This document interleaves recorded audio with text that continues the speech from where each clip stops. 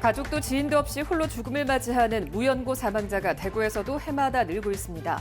이들의 장례를 지원하는 공영 장례 제도가 좋은 반응을 얻고 있습니다. 마약 사범이 급증하고 있습니다. 나이별로 살펴보면 10대와 20대가 최근 4년 사이 3배가량 늘었습니다. 포스코가 포항제철소의 설비 정비를 맡을 자회사를 직접 설립하기로 하자 지역의 소상공인들이 피해를 우려하고 있습니다.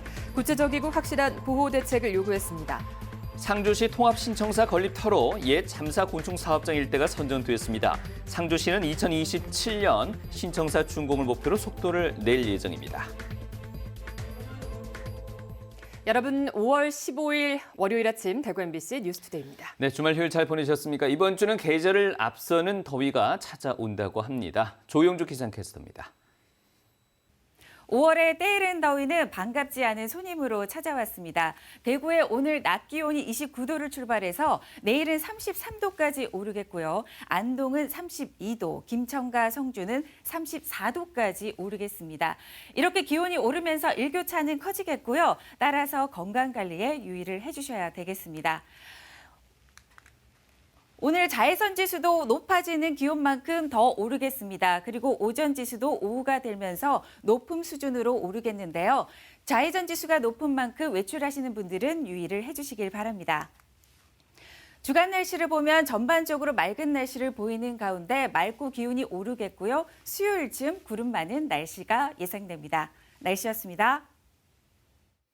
네, 가정의 달인 5월에도 가족도 지인도 없이 홀로 죽음을 맞이하는 사람이 많습니다. 이른바 무연고 사망자라고 하죠. 우리 지역에서도 매년 늘고 있는데요. 대구시가 공영 장례 조례를 제정하고 구군이 이들의 마지막 가는 길을 배웅하고 있습니다. 변예주 기자가 보도합니다. 대구 남구의 한 장례식장. 재단이 영정사진이 마련되고 상주에는 유족 대신 구청장이 이름을 올렸습니다. 무연고 사망자를 위한 공영 장례입니다. 어버이날을 앞둔 지난달 28일 홀로 생을 마감한 60대 남성. 쪽방 생활을 하다 기초생활보장 수급자로 선정됐고 뇌경색과 불안장애 등으로 7년 동안 병원에서 지내다 세상을 떠났습니다. 가족들은 시신 인수를 포기했습니다. 왕래가 끊기고 경제적으로 어렵다는 이유입니다. 지금 아버지 돌아가실 때는 정말 많은 가족들이 이제 고인을 보내드리고 이랬는데 좀 많이 이제 마음이 아파요. 올해 대구시가 공영 장례제를 도입했습니다. 무연고자나 저소득층을 위해 빈소를 차리고 장례에 필요한 비용을 지원합니다. 마지막 떠나는 길만큼은 우리 가족이 없더라도 사회적 애도가 필요하지 않나 그렇게 생각을 해서 이 공영 장례를 추진하게 되었습니다. 장례를 마치면 시신은 화장돼 공골 납골 땅에 안치됩니다. 최근 5년간 대구 내 고독사는 556건, 무연고 사망자 수는 매년 점차 늘어 793명으로 더 많습니다.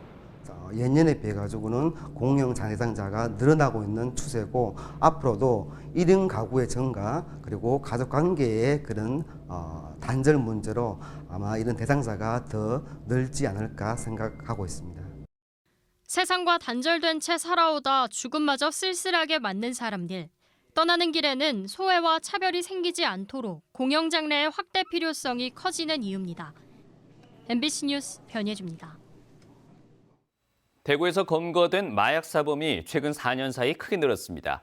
김용판 국민의힘 의원이 경찰청으로부터 받은 자료에 따르면 대구경찰청이 검거한 마약 사범은 2018년 348명에서 2019년 350명, 2020년 431명, 2021년 427명, 2022년 578명으로 증가 추세입니다. 전국적으로도 2018년 8,107명에서 4년 사이 2020년 12,387명으로 급증했습니다. 전국 마약 사범을 나이별로 살펴보면 2018년 104명이었던 10대가 2022년 294명으로 3배 가까이 늘고 20대도 1,392명에서 4,203명으로 3배가 됐습니다. 산업재해가 많이 생기고 있는 대구 달성군에 적극적인 행정이 요구되고 있습니다. 박영동 대구 달성군 의원은 지난해 대구시 산업재해자는 4,200여 명으로 달성군이 586명으로 가장 많고 사망자 32명 가운데 달성군민이 11명으로 가장 많다면서 달성군의 능동적인 행정과 적극적인 지원책을 요구했습니다. 박 의원은 중대재해처벌법 제정과 산업안전보건법 개정으로 지자체 책임이 확대됐다며 위험 현장을 신고하면 조치하는 제도 시행이나 산업재해 예방을 위한 행정적 지원 등이 필요하다고 주장했습니다. 포스코가 지난 3월 포항제철소의 설립 정비를 맡을 자회사를 직접 설립하기로 했는데 다음 달 1일 출범을 앞두고 지역의 소상공인 보호를 위한 간담회가 열렸습니다.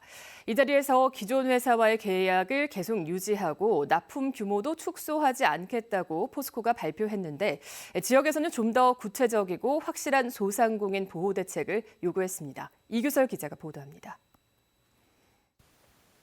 현재 포스코 포항제철소 설비에 대한 정비는 협력사 12곳이 맡고 있습니다. 하지만 다음 달부터 포스코는 기계 전기 분야 정비 자회사를 설립해 제철소 정비 업무를 맡길 계획입니다. 고용은 대부분 승계되지만 150명에서 200명이 소속된 정비 협력사 12곳이 600명에서 1000명을 보유한 기계 정비 자회사 2곳과 전기 정비 자회사 1곳으로 통합됩니다. 포스코는 제철소 설비 정비의 전문성 확보를 위해 자회사 설립이 필요하다는 입장입니다.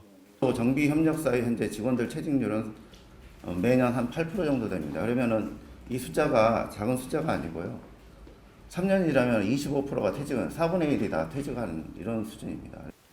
이 과정에서 가장 우려되는 것은 기존 12개 협력사들에게 각종 자재를 납품해온 포항 지역 소상공인들의 피해입니다.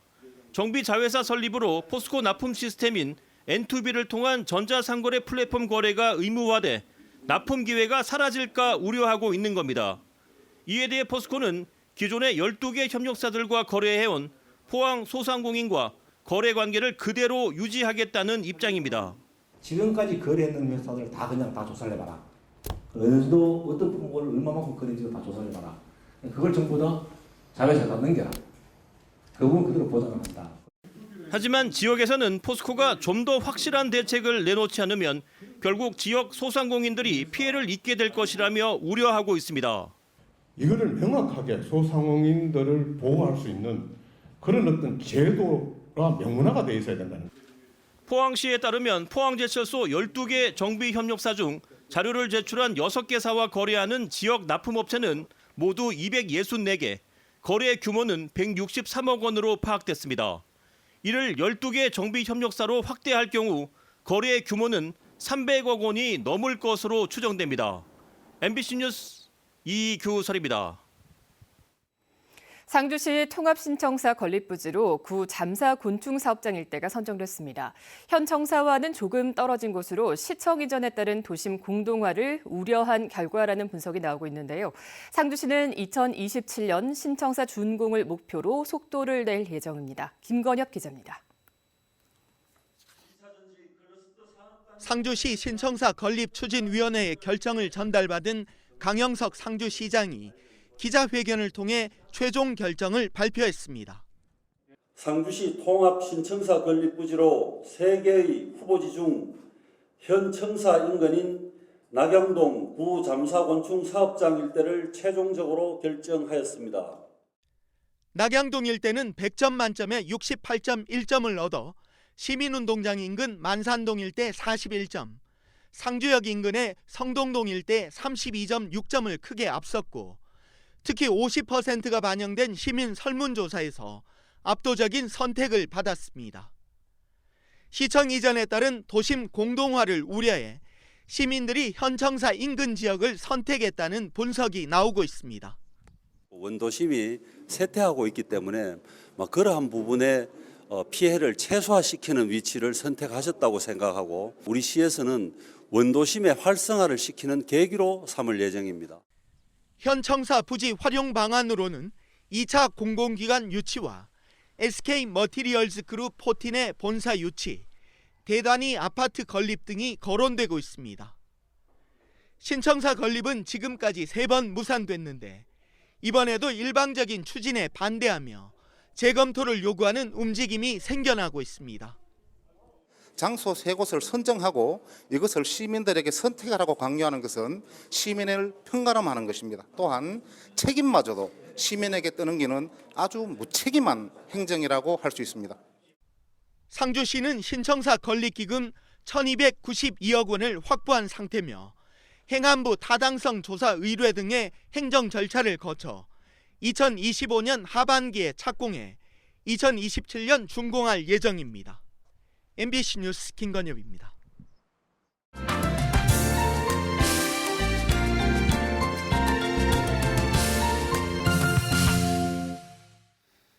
지난 3월 대구에서는 4층 건물에서 떨어져 다친 10대 학생이 구급차를 타고 병원 여러 곳을 돌아다니다가 숨지는 안타까운 일이 있었죠.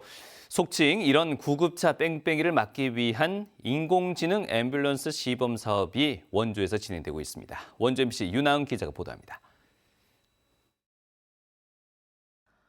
구급차에 탄 환자가 가슴 통증을 호소합니다. 구급대원이 나이와 증상, 기저질환, 평소 복용량 등을 묻습니다. 심박수와 혈압 등 생체 정보도 체크합니다. 왼쪽 가슴이 아프세요? 왼쪽 가슴이 어떻게 아프세요? 쥐어짜듯이 아프시고. 구급대원과 환자의 이런 대화는 그대로 음성 영상 수집 장치를 통해 인공지능 클라우드 서버에 입력됩니다. 곧바로 환자의 중증도가 판단되고 최적의 치료를 최단 시간에 받을 수 있는 병원을 추천해줍니다. 원주 지역 8개 119 안전센터 구급차에 도입된 인공지능 앰뷸런스 시스템입니다. 2021년까지 서울과 경기 지역 4개 소방서에서 시험 개발을 거쳤고 완성된 형태로 도입된 건 전국에서 처음입니다. 구급대원 입장에서는 구급일지를 수기로 작성할 필요가 없고 병원 측에 환자 상태도 정확하게 전달할 수 있습니다. 저는 이제 구급대원이다 보니까 다른 부분을 신경 쓰지 않고 환자한테 좀 더 집중해서 좋은 퀄리티의 처치를 대응할 수 있게 돼서 더 좋은 것 같아요. 환자를 치료할 의료진과 병상이 있는 병원을 미리 확인할 수 있어 골든타임 확보에도 큰 도움이 될 것으로 기대됩니다. 병원에서는 실시간으로 환자의 정보를 파악하면서 응급실 도착 전에 치료를 준비할 수 있습니다. 전화를 계속해서 돌리지 않고도 가장 적절한 이송 기간을 정해줄 수 있습니다. 또 선정하기 전부터도 병원에 있는 의료진들이 준비를 할 수 있다면 적정한 시간 내에 환자의 생명을 살릴 수 있습니다. 지난해 전국적으로 의료진과 병상 부족으로 인한 환자 재이송 건수는 6,800건에 달했고 강원도에서도 매년 400건 가까이 환자 재이송이 발생하고 있습니다. 과기부와 소방본부는 2025년까지 인공지능 앰뷸런스를 춘천과 강릉 등 도내뿐 아니라 전국 소방서로 확대해 나갈 계획입니다. MBC 뉴스 윤아은입니다. 댐이 조성되면 피해를 보는 건 마을이 사라지는 수몰지 주민만이 아닙니다. 댐 건설 1년 내내 인근의 자욱한 안개로 호흡기 질환과 농작물 피해를 겪는 주민들도 있는데요. 최근 전남 순천에 있는 주암댐 인근 주민들이 한국수자원공사의 피해 실태 조사와 대책 마련을 촉구하고 나섰습니다. 여수 MBC 유민호 기자가 보도합니다. 순천 주암댐 인근에 사는 조경훈 씨는 7년 전 숨이 가빠지고 온전히 쉬어지지 않아 보건소를 찾았습니다. 단순 호흡기 질환인 줄 알았지만 대학병원을 찾은 끝에 결국 폐암 진단을 받았습니다. 30년 가까이 매일 아침 안개가 자욱이 낀 댐 주변으로 운동을 나갔던 게 화근이었다고 말합니다. 공해먼지 이런 것들이 전부 이 올라가다가 안개에 묻어가지고 다시 내려오니까 자꾸 여기서 물가에서 살면서 또 댐 밑에고 그래서 굉장히 나는 좀 피해가 많이 있다고 보고. 최근 주암면 주민들이 파악한 폐암 환자만 8명, 나머지도 기침과 천식 등을 달고 산다고 호소합니다. 주민 건강뿐 아니라 안개로 햇빛이 줄고 냉해까지 겹쳐 농작물 피해까지 겪고 있습니다. 안개하고 굉장히 냉해 피해가 많이 생김으로써 지금 현재 여기 저희 마을은 생태 마을로서 농사를 짓는데 그 생산량 감소가 많이 되고 있거든요. 주암댐이 지어진 건 지난 1991년으로 그동안 댐 인근 주민이 겪는 여러 피해에 대한 실태 조사는 이루어지지 않았습니다. 최근 주암면 주민단체와 더불어민주당 소병철 의원은 댐 관리 주체인 한국수자원공사에 피해 조사와 대책 마련을 촉구하고 나섰습니다.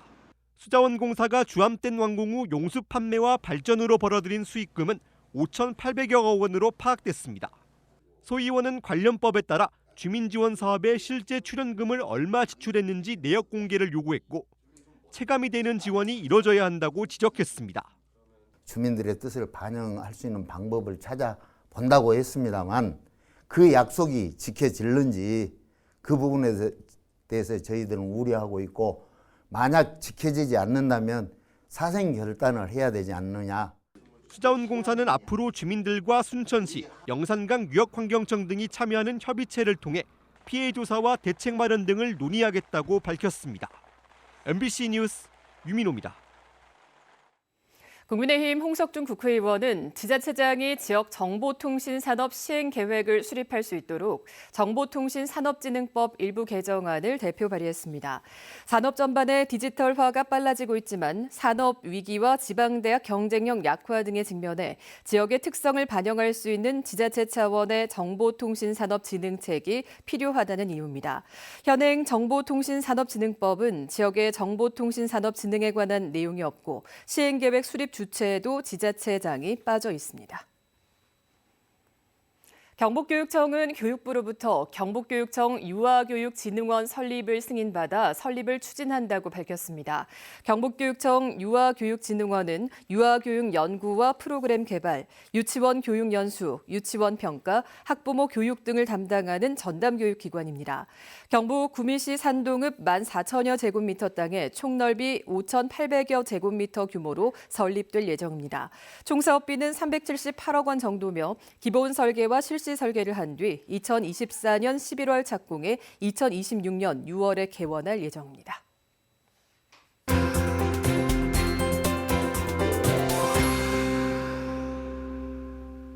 5월의 때이른 더위는 불청객 손님처럼 저희들한테 찾아왔습니다. 오늘 대구 기온이 29도로 시작하면서 내일은 33도, 안동은 32도, 그리고 김천과 성주는 34도까지 껑충 뛰어올라 여름의 문턱에 들어서겠습니다. 이렇게 기온이 오르는 만큼 일교차가 커질 것으로 예상되기 때문에 건강관리에도 유의를 해주시길 바랍니다. 기온이 올라가면서 자외선 지수도 오르겠는데요. 자외선 지수가 높음 단계를 보이겠고 오후 들면서 오존 지수도 높음 수준을 보이겠습니다. 외출하시는 분들은 자외선 차단에 신경을 써주시길 바랍니다. 구름 사진을 보시면 중국 상하이에서 발달한 고기압의 영향으로 우리나라 전반적으로 맑은 하늘을 보실 수가 있겠습니다. 지역별 자세한 날씨입니다. 대구가 14도로 출발하면서 칠곡은 29도, 영천은 낮 기온 29도, 경산도 낮 기온 29도까지 오르겠습니다. 상주는 10도, 구미는 13도로 출발하면서 상주는 30도까지 낮 기온을 보이겠습니다. 봉화는 8도, 안동은 11도로 출발하면서 안동은 낮 기온 28도, 영양도 28도를 보이겠습니다. 동해안 지역 포항은 16도로 출발해서 낮 기온 27도까지 오르겠고요. 울릉도 독도는 16도로 시작해서 울릉도 21도를 나타내겠습니다. 바다의 물결은 0.5에서 1m로 비교적 잔잔하게 일겠습니다. 이번 한 주간의 날씨는 맑고 기온이 높은 가운데 수요일쯤 잠깐 구름 많은 날씨가 예상됩니다. 날씨였습니다.